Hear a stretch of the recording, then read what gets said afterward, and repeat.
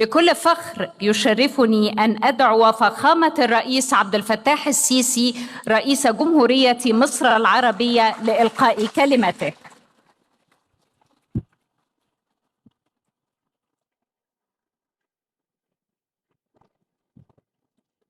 شكرا جزيلا. شكرا جزيلا. بسم الله الرحمن الرحيم. فخامة الرئيس رجب طيب أردوغان رئيس الجمهورية التركية، السادة ممثلي مجتمع الأعمال المصري والتركي، السيدات والسادة الحضور، السلام عليكم ورحمة الله وبركاته.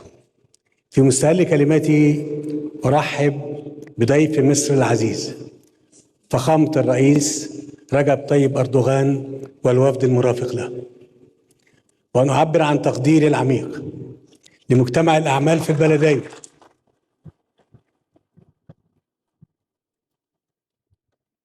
الذي نجح خلال السنوات الماضية في إطفاء زخم متزايد على التعاون الاقتصادي والتجاري، بما يعكس متانة الروابط والمصالح المشتركة بين مصر وتركيا.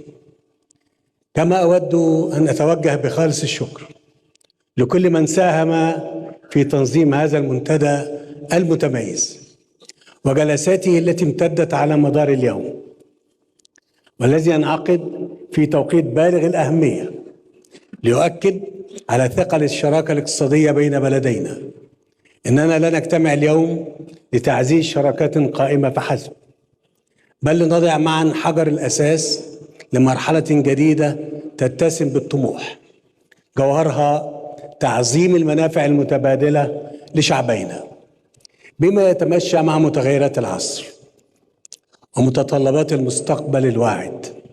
إن العلاقات الاقتصادية بين مصر وتركيا تقوم على أسس راسخة وعملية، حيث أسهمت مقومات التكامل الاقتصادي الكبير بين بلدينا إلى جانب التقارب الجغرافي والثقافي وتوافر الإرادة السياسية وإرادة مجتمع الأعمال في بلوغ مستويات غير مسبوقة من التعاون التجاري والاستثماري.